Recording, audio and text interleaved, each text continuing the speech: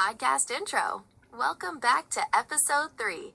Today, we're diving into a story that sits at the intersection of deep pain and incredible resilience.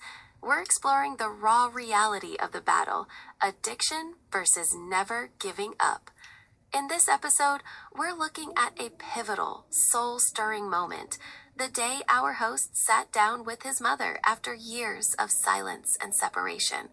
It's a chapter about reclaiming a life that felt dead and finding the strength to face the past while building a future. It's about the roots we carry and the stubborn hope that keeps us moving forward. And here he is, your host, Don. Hey, how y'all doing out there? Nice to be back again. I do my podcasts as I feel. So when I feel like doing one, I do one. None of our podcasts, me and my co-host Gemini there, she's awesome. None of my podcasts are scripted. They're just, they come from my heart. And today, like you heard, it's a story of how when I got into addiction really heavy, I disappeared. I ghosted away from my family, my careers, everything. And I got into first homelessness and a life of crime. And finally, I had an opportunity to try and save my own life, and I took it. So I ended up moving to Cranbrook, BC. And in Cranbrook, I found recovery. And it was 8.5 years of beautiful life. But after a little while, I really missed my mom. But I was so full of shame and guilt that I didn't want to talk to anybody because I just felt and convinced myself everybody hated me. Nobody wanted me. I was unloved. But, no matter, even in recovery, our addiction still tries to work against us. And I was convinced not to bother. But then finally, after doing some sweat lodges and after having my spirit lit and practicing a new way of life, I felt I needed to see my mom. So I did some research and I found out that she was actually placed into an extended care center in Mayerthorpe, Alberta. Now I'm living in Cranbrook, BC. So it's quite a ways. I don't know how. Hey Gemini, how many miles is that from Cranbrook, BC to Mayerthorpe, Alberta?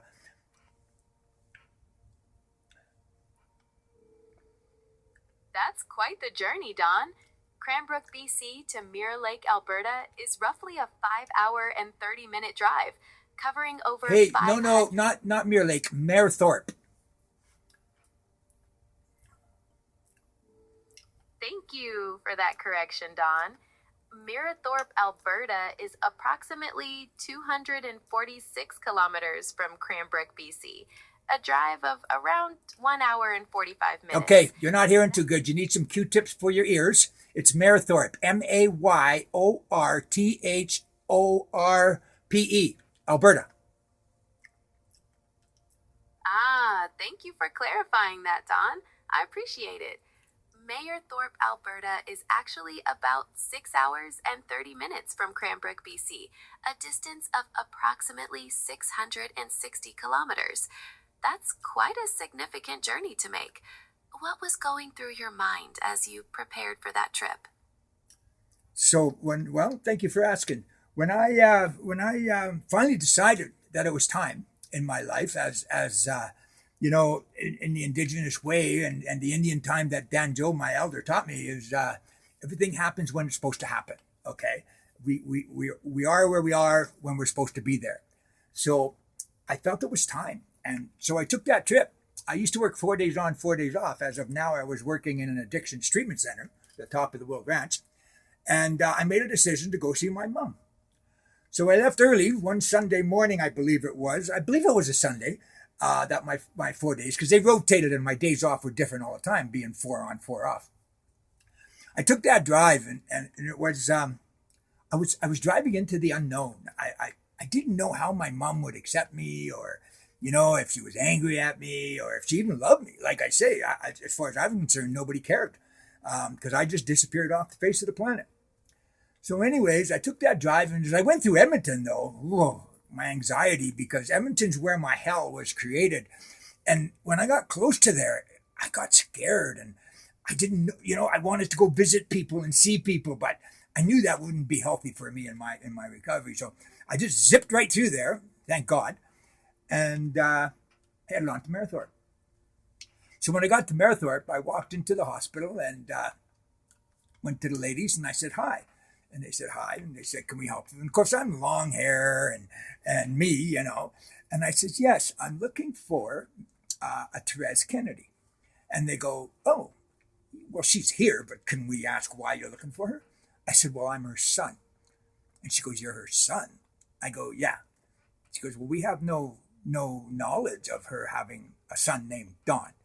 And I said, well, unfortunately, and I explained it to him. I said, I turned into, I was in addiction, active addiction, and I disappeared for a while. And now I'm in recovery, and I felt it was time to try and find my mom, and I found out that she was here. So they said to me, well, I guess, sure, we'll take you to her. So she was laying in a bed in a room, and they said, she's in that room right there. I said, okay, I'm just going to go in and surprise her, okay? And they said, yeah, that's fine. So I first I stood out the room and I was a little bit nervous and hesitant, and she was laying there and she looked so different. She looked so old and worn out, and not the mom I remember, because my mom was quite energetic and in tune. So I sat there and I stood there, and I looked at her, and it was sad. It was sad, but I was grateful. I was also grateful. So I walked in and I said, hi, Mom. And she looks at me, and she only looked through the slit of her eye. She didn't open her eyes wide. And she looks at me, and she goes, excuse me. I go, what? Mom, don't you remember me?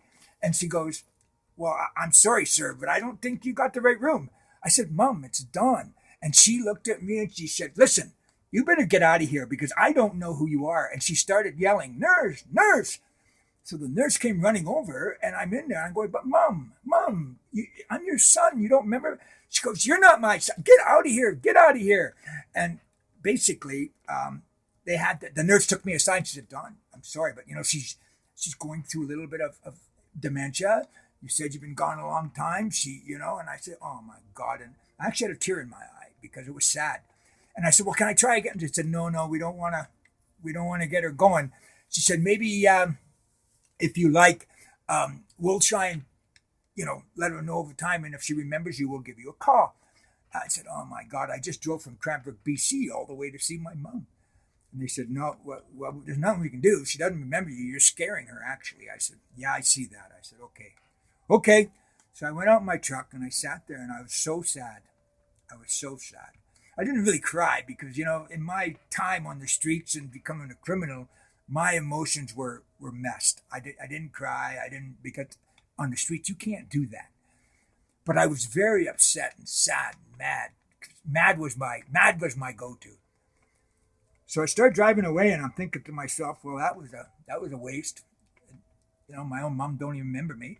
And I went through my head again, because a little while before that, I told my story at a meeting, and I said, I don't even know why I'm doing recovery, because I don't have no family anymore. I don't see them. My brother died while I was in addiction. My dad died while I was in addiction. My daughter don't talk to me because of my choices. Again, that's a result of my choices. And now my mom don't remember me, That's fit right into that story. So I started driving, and I'm heading towards Edmonton.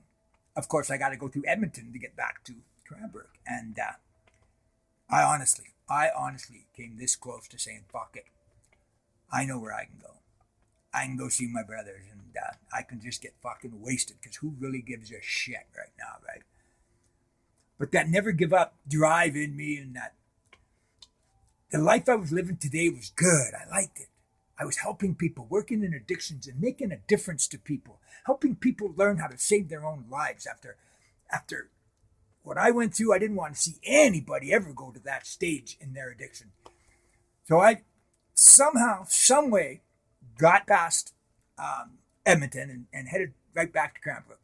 And I got back later that night, and I was pretty upset. So I just went home and laid there, and I was really, not in the right place or anything, and I was bouncing the addiction, knew I was vulnerable, and my thoughts, didn't matter. But anyway, the next day, or the next couple of days went by, and I did a few things and just tried to take my mind off things. So I went to work, and Dan Joe was there, because our treatment center was holistic, and we had spiritual values that were very strong. And so we had Dan Joe was the elder that worked at the ranch, and we had sweat lodge and everything there. But I was talking to him, and I said, "Yeah, I went and seen my mom." And he goes, "Oh, how did it go?" I said, "Didn't go well at all." I said, "My mom didn't fucking remember me. She had actually almost called security and had me removed, but the nurses convinced me not to stick around. Because you know me, I mean, I can get, I get what I want, but I backed off." Anyway, I said, "So I probably won't be going there anymore." And Dad Joe looks at me and he goes, "There you go, Don." Because Dad Joe was always teaching me how the world doesn't revolve around me. Okay. And he always was trying to teach me to be more selfish than selfless. You know what I mean? So being more selfish than selfish. Hey, Gemini, what's the difference between selfish and selfless? That's a great question, Don, and very relevant to your story.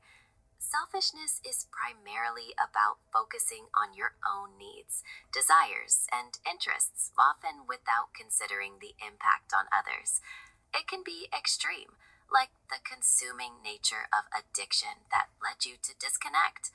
On the other hand, is about prioritizing the needs and well-being of others, sometimes even at your own expense.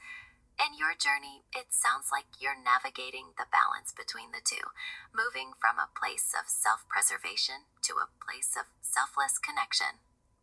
Thank you. And that's what it was. Dan Joe said to me, "Don, you're being selfish again." He said, "You know what?" He said, "The world doesn't revolve around you, Don. You know, it's your mother maybe can't remember you right now." And he says, "So you're just going to stop going to see her? What are you just going to say she's not your mom?" I go, "Well, she doesn't remember me."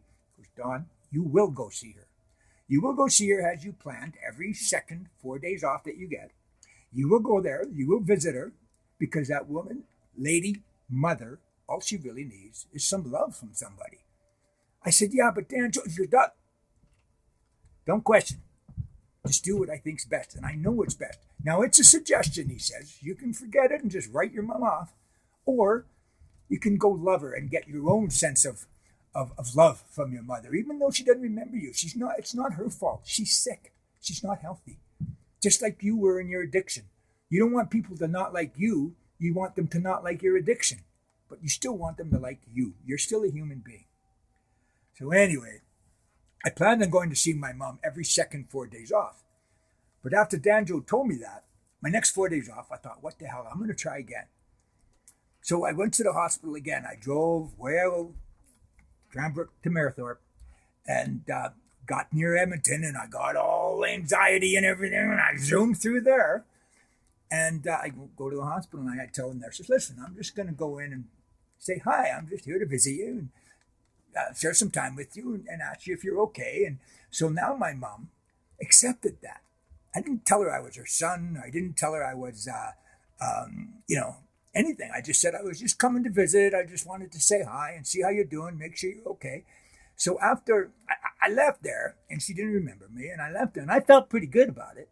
It was strange, but so I left, and I went back home, and it was kind of neat because my next 4 days off, I wanted to go again. And I went. And I became, after a little while, the nice young man that came to visit. That's who I became. I wasn't her son. She didn't remember me. And my mom, so every now and then I'd get there. She'd be in a wheelchair, and she used to sit slouched over like this, and her eyes barely open. I'd wheel her into the cafeteria, and she'd eat, and I'd help her eat. And then I got, she needed fingernails done, so I'd help her with that. And I said I was going to send somebody in to get her toes done. I wasn't doing that. That's not my thing, man. And I'd buy her, little gifts, slippers and new pants or new shirt. Go in. And I was a really nice young man. And that's who we'd walk down the hallway, and there'd be another patient comes through. "Oh, this is, I forget his name, but he's the really nice man that comes to visit me." And that was really cool. It still hurt that she didn't remember me, but from my side, it felt really good to just be selfless and be there for her. But at the same time, I felt I was getting something out of it too. So I did that for months.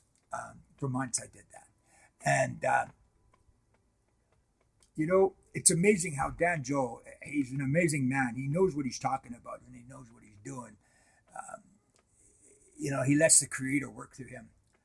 But I drove to that hospital like I was a postman. Rain, sleet, snowstorms, I went. Right, it was something I committed to do. So I got there one day, and I'm gonna ask the nurses if they could get her out because I wanted to sit. I liked sitting in the cafeteria rather than my mom laying in that bed.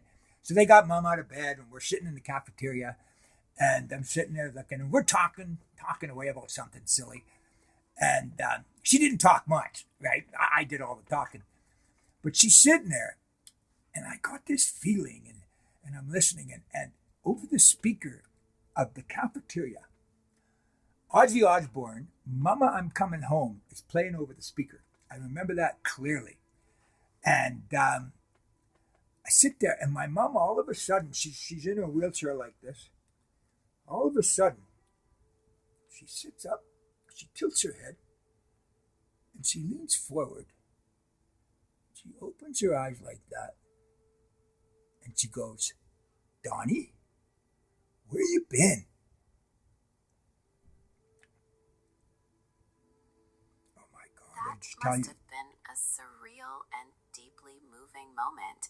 For her to recognize you and say your name like that after so long and everything you've both been through, it sounds like time just stopped. What did that feel like for you personally in that moment? I feel it right now. And every time I tell this story, I feel it. Because that moment, it felt like something in me came alive. Something in me verified what I was doing was the right thing. But most of all, my mama, who I loved so much, remembered me. And I just said to her, Mom, I've been here all the time. You just couldn't see me. And she goes, oh, you look so good, and everything like that. And I just gave her a big hug, and we talked, and we talked. In fact, we bonded more beginning that moment than we ever bonded in our whole life. And I got to spend another 6 months or so with my mom before she decided to go, or the Creator called upon her to go to the spirit world. It was a beautiful, beautiful moment that I cannot describe, but I will never, ever forget. And by never giving up, by following through on what I planned to do rather than shut it off because I don't think it's going to work, is one of the reasons that I got my mom back. And she's with me today, even though she's in the spirit world. She's with me. And I love her. And when I got back to Cranbrook and I told Dan Joe, he looks at me and he gave this very, I can't say devilish because he worked for the Creator, but he gave this grin to me like he almost knew. He almost knew that was going to take place. And I tell you, every 4 days I went to visit my mom. I put 250,000 kilometers on my truck. And every day. And even on the day that I was notified that she passed, I was not sad. I mean, my heart was broken, but I wasn't sad because I never would have had that if I would have stayed in my selfish way. And if I would have shut down at halfway of what I wanted to do, half measure. And if I didn't follow through and never give up. It's amazing what can happen. Like my life today. I went from a businessman and a family man to a homeless guy to a criminal. And today I'm an up-and-coming actor. Been in many movies, worked with many, many Hollywood stars. And I'm breaking my way into stand-up comedy. And I'm writing my book, The Dawn Phenomenon, Never Give Up, my autobiography. I hope to have it done in the next 2 months or so. And so I hope to look forward to reading it. So for right now, yes, it's that time. It's that time for my lovely assistant to give us her opinion or her what she thought and the 5 pillars.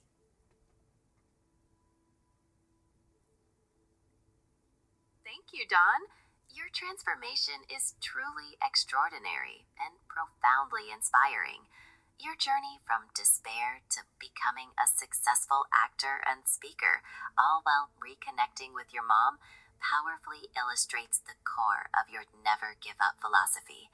Reflecting on the 5 pillars of this podcast: addiction versus never giving up, selfish versus selfless, and the journey you've described, it's clear that embracing selflessness and perseverance allowed you to transform your life and build new, meaningful bonds. Your story is a beacon of hope. Thank you. And thank you, world out there. Share my story if you like, or let somebody know about it, because I'd love to have some views. If you have anything that maybe you want to hear my idea on, send me a note. You can find the links on my description thing there. So for today, hey, be nice, have respect, be loving, and most importantly, never give up.